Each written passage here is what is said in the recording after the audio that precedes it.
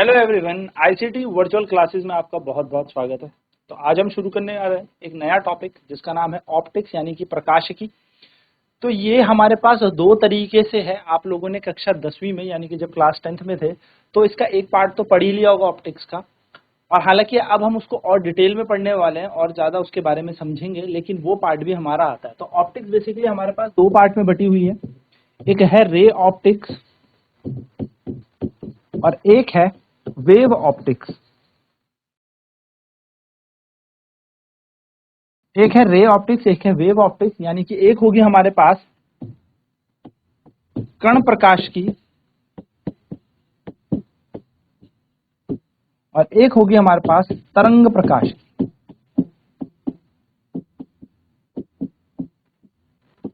तो पहले तो हम बात करेंगे रे ऑप्टिक्स की। तो रे ऑप्टिक्स क्या होती है, सबसे पहले हम उसकी बात करेंगे, यानी कि हम रे के बारे में जानेंगे। तो रे ऑप्टिक्स की सबसे पहली प्रक्रिया आपने जानी होंगी, रे के अंदर होगा क्या। तो प्रकाश जो है ना, प्रकाश के ऊपर बड़ी चर्चा चल रही थी, लाइट के ऊपर बहुत सारा कंफ्यूजन था, और एक कंफ्यूजन ये भी था कि लाइट है क्या। तो लाइट कई बार रे जैसा बिहेवियर कर रही थी, यानी कि पार्टिकल बिहेवियर कर रही थी, और कई बार वेव बिहेवियर कर रही थी। इसके ऊपर कई साइंटिस्ट की बहुत सारे इस पे बातें आई, और एट लास्ट एक कंक्लूजन निकला दैट लाइट यानी कि प्रकाश जो है, लाइट हैज डुअल कैरेक्टर। ये यहां पर कंक्लूजन निकला कि प्रकाश के पास दोहरी प्रकृति है, यानी कि प्रकाश के पास या प्रकाश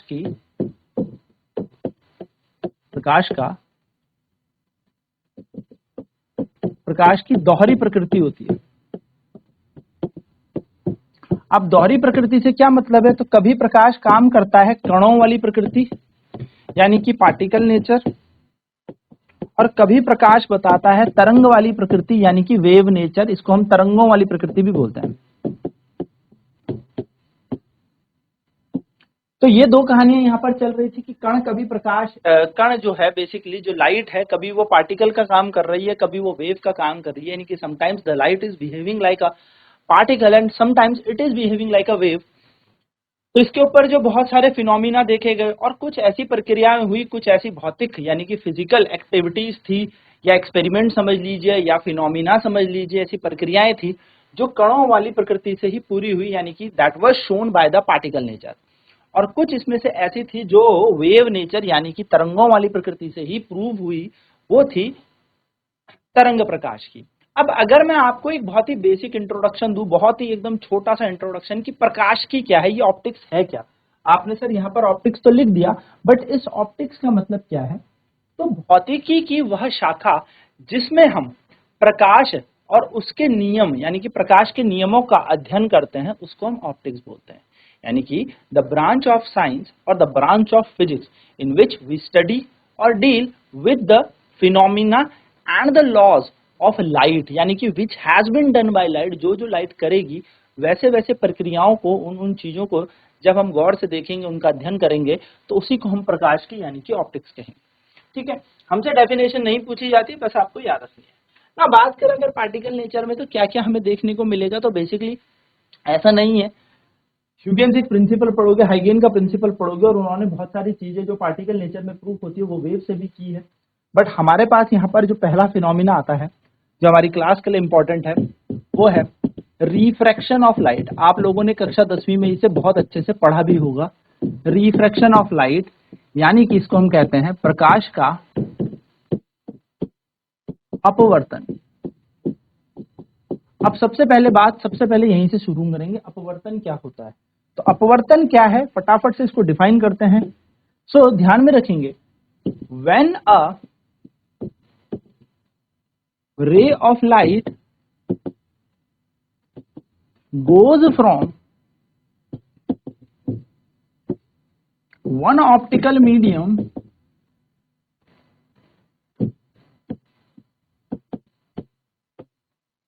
to another optical medium, it bends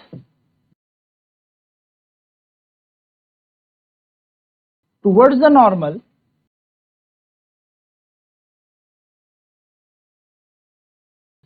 and away from the normal and the process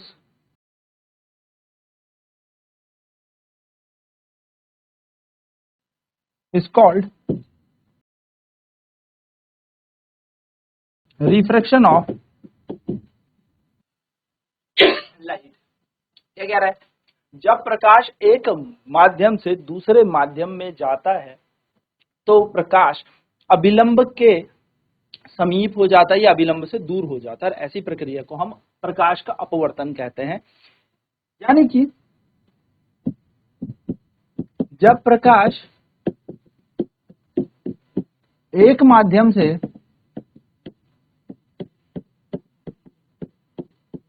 दूसरे माध्यम में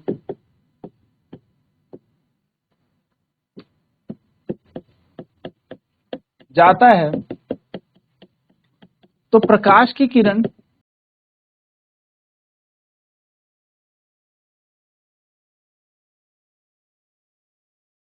अभिलंब के समीप या अभिलंब से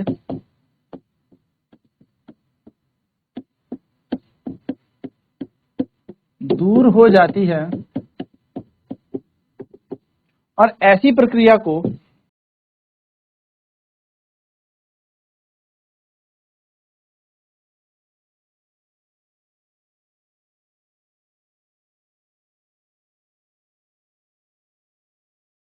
प्रकाश का अपवर्तन कहते हैं। ऐसी ही प्रक्रिया को हम प्रकाश का अपवर्तन कहते हैं। यानी कि जब वो एक माध्यम से दूसरे मीडियम में जाएगी, यानी कि एक माध्यम से दूसरे माध्यम में जाएगी तो वो टुवर्ड्स द नॉर्मल या अवे फ्रॉम द नॉर्मल अभिलंब के पास या अभिलंब से दूर हो जाएगी। इस फिनोमिना को अभी समझते भी है कि कैसे अभिलंब से पास जाएगी, दूर जाएगी। पहले फटाफट से नोट करेंगे।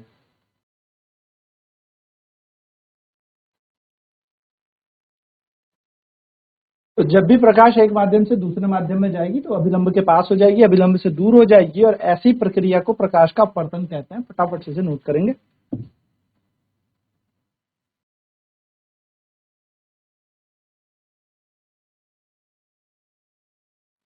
तो होगा क्या यहाँ पे, जरा ध्यान से समझेंगे।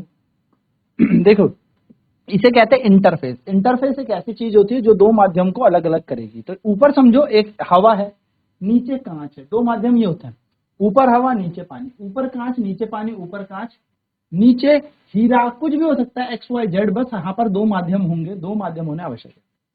और यहाँ पर एक ऐसे लंबवत एक रेखा खींचेंगे और इसको हम कहते हैं अभिलंब, जिसका नाम होगा एन एन डैश। अब क्योंकि ये प्रकाश यहां से आया तो जो प्रकाश यहां से आएगा, यानी कि माना मैंने यहां से एक टॉर्च की लाइट जलाई तो ये प्रकाश क्यों आया, तो इसको कहते हैं इंसिडेंट रे, आपतित किरण। और कभी क्या होगा, जब ये प्रकाश इस माध्यम के अंदर जाएगा तो ये या तो इसके समीप घूम जाएगा या इससे दूर जाना चाहिए था। उदाहरण के तौर पर अगर मैं बात करूं कि ये हवा है और नीचे है पानी,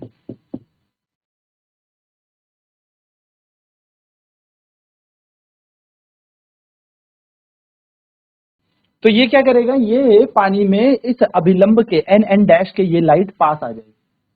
ऐसा भी हो सकता था कि अगर ये लाइट यहां से यूं जा रही है तो ये इस अभिलंब से यहां से दूर हो जाती, ऐसा भी हो सकता। और इस प्रक्रिया को, यानी कि अभिलंब के पास आने या अभिलंब से दूर जाने की प्रक्रिया को हम रिफ्रैक्शन ऑफ लाइट कहते हैं, अपवर्तन कहते हैं। अब ये इंसिडेंट है तो इस वाली लाइट को हम कहेंगे रिफ्रैक्टेड रे, यानी कि ये हमारी हो जाएगी आपतित किरण और ये हो जाती है अपवर्तित किरण। अभिलंब के साथ आपतित किरण जो कोण बनाती है उसको कहते हैं आपतित कोण या आपतन कोण, और अभिलंब के साथ ये अपवर्तित किरण जो कोण बनाती है इसको आर एंगल कह रहे हैं, रिफ्रैक्टिंग एंगल। नाम अगर हम देना चाहें तो ए ओ बी हम इसका नाम दे देते हैं। तो हम क्या कहेंगे, यहां पर जो एंगल ए ओ आप देख रहे होंगे ए ओ एन है, यह है हमारा angle of incidence.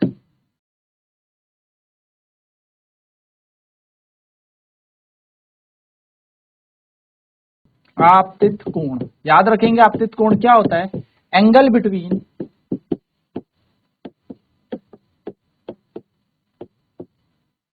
Incident ray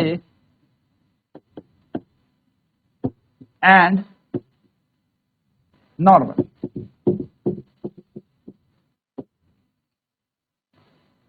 आपतित किरण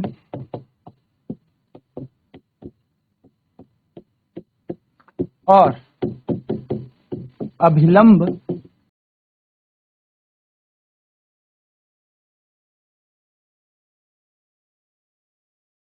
के बीच का कोण। ठीक है, चलिए नोट करेंगे फटाफट से इसे।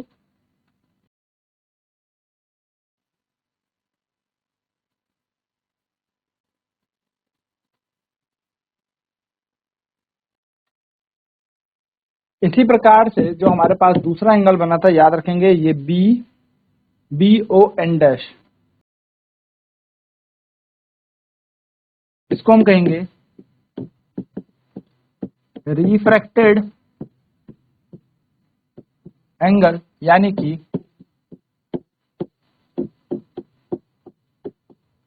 अपवर्तित कोण।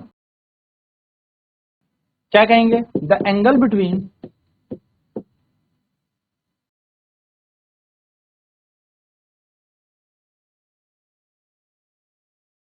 refracted ray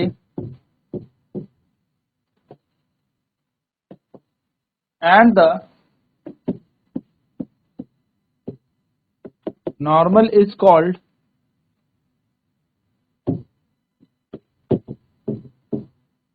refracted angle. ये बहुत इंपॉर्टेंट बात है, ध्यान में रखेंगे जब हम प्रिज्म वाले क्वेश्चन करेंगे। ठीक है, बहुत इंपॉर्टेंट ये चीज यहां पर उठ के आएगी। अपवर्तित किरण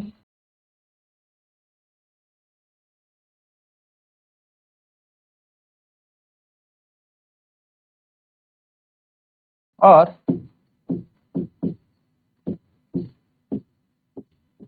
अभिलंब के बीच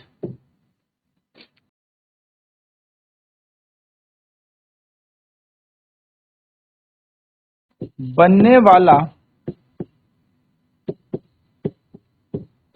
कोण अपवर्तित कोण होता है। ठीक है, चलिए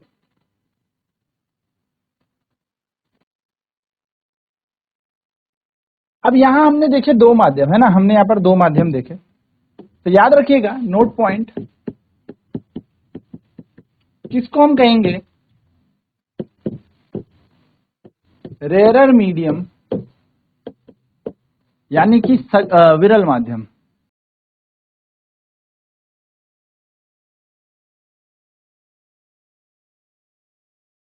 So the medium in which light ray is away from the normal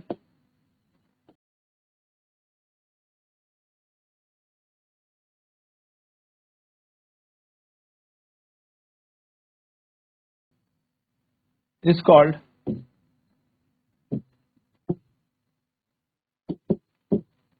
rare medium, यानी कि वह माध्यम जहां पर प्रकाश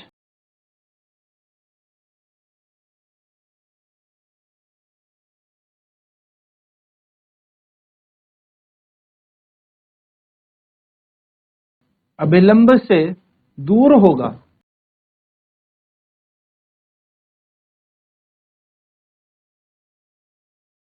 विरल माध्यम कहलाएगा।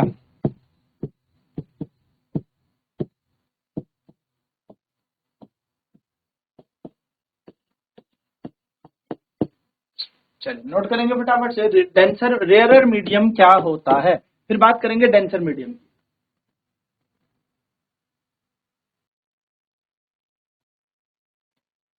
दूसरी बात करते हैं डेंसर मीडियम की।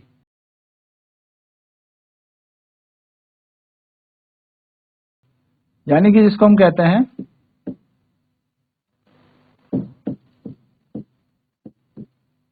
सघन माध्यम। The medium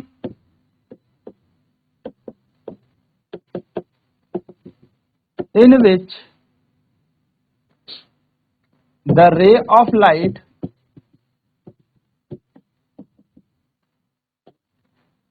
is towards the normal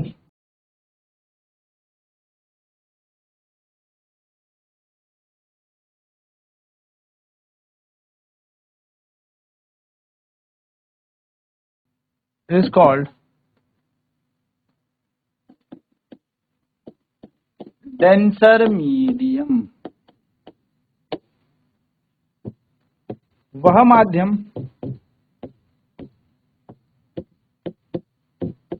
जहां प्रकाश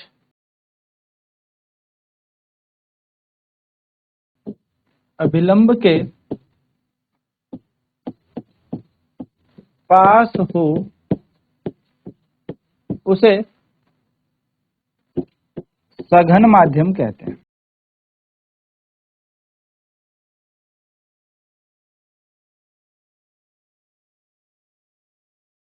तो ये हमारे पास दो मीडियम होंगे, रेयरर मीडियम और डेंसर मीडियम।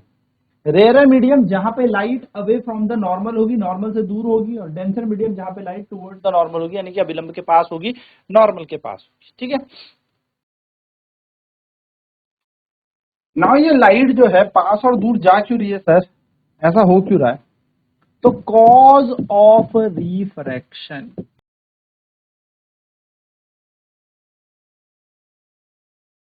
यानी कि अपवर्तन का कारण। अपवर्तन का कारण वैसे तो हमने वेव ऑप्टिक्स में अच्छे से जानना ही है, लेकिन फिर भी याद रखेंगे अपवर्तन होता क्यों है, क्या कारण है हमारे पास अपवर्तन का। तो द कारण क्या है, कॉज क्या है, कहता है द स्पीड ऑफ लाइट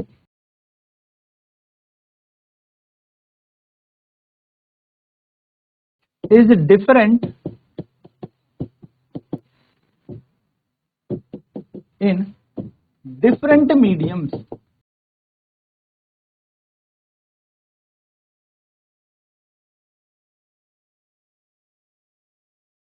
तो जो स्पीड है लाइट की वो डिफरेंट है डिफरेंट मीडियम में, यानी कि प्रकाश का वेग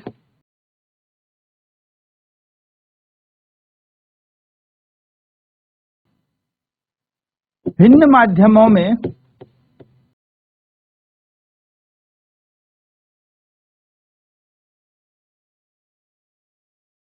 भिन्न होता है। यानी कि स्पीड जो है लाइट की वो अलग अलग मीडियम में अलग अलग है, इसलिए क्या करती है, दैट्स व्हाई इट कॉजेज